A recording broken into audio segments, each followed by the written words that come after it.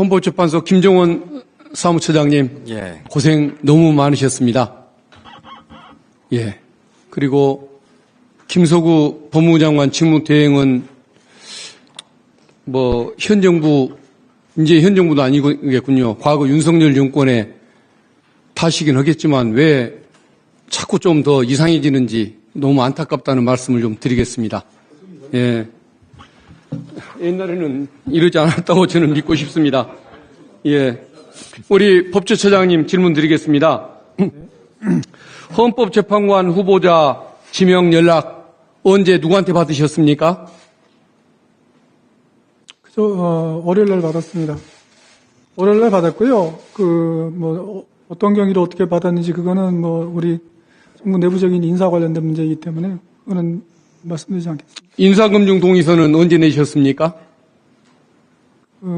월요일 날 냈습니다. 월요일 날 냈는데 오늘이 지금 수요일인데 이틀 만에 이런 결정이 이루어진단 말입니까? 절차적인 거는 그건 모르고 어쨌든 월요일 이틀 만에 인사검증이 이루어진다는 건 이것은 거의 번개불에 콩을 볶아 먹었다는 얘기밖에 안 되는 것 같네요.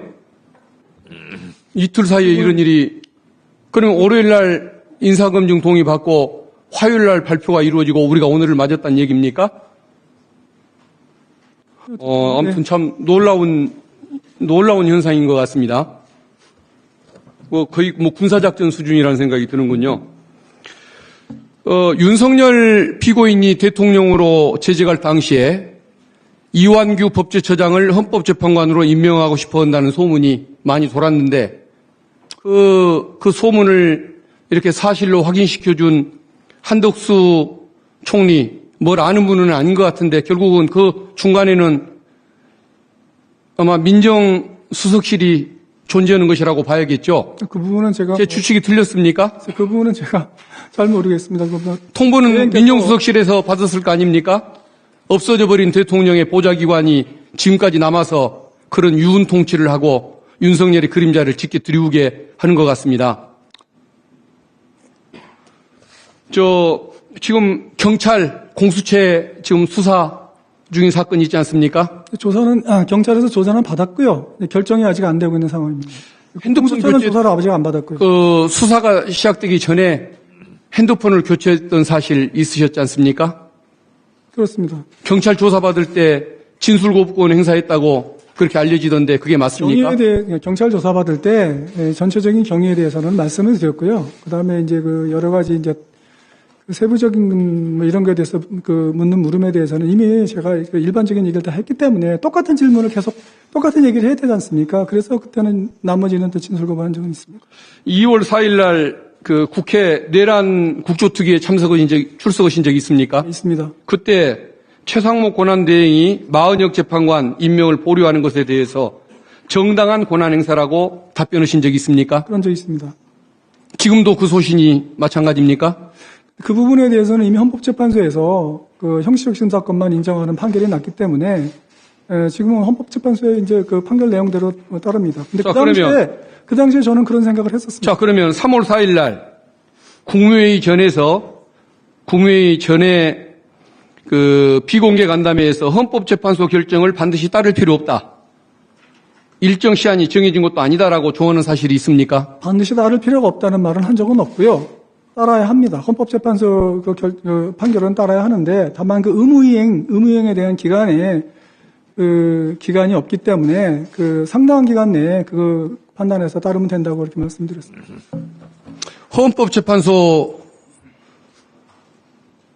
결정이 나기 전에는 헌법을 준수해야 한다는 사실을 모르셨습니까? 의원님, 아니, 아셨는지 모르셨는지만 얘기해 주십시오. 헌법을 따라야 되는데 그 헌법의 해석을 누가 하느냐에 그러니까 마음대로 해석해도 되는 겁니까? 자기 편에 따라서, 어느 편이냐에 따라서. 의원님, 그건 양심과 논리를 갖춘 분의 태도는 아니지 않습니까? 제가 이런 말씀을 좀 드리고 싶은데요. 우리 헌법에 관한 최종적인 해석권은 됐습니다. 맞는데요. 처장님 됐습니다. 한덕수 총리가 계속 임명을 강행하려고 하면 저는 한덕수 권한대행 탄핵해야 한다고 생각하는 사람인데 한덕수 권한대행이 탄핵되는 상황이 오더라도 본인 자리 계속 유죄기를 희망하십니까?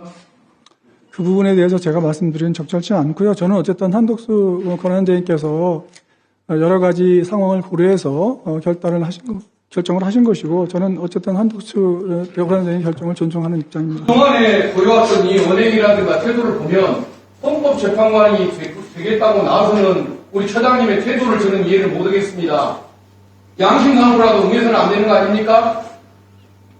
어떻게 이런 얘기를 하고 이런 행태를 취했던 분이 헌법재판관이 되겠다고 나설 수가 있습니까? 과거에도 이런 분이었습니까?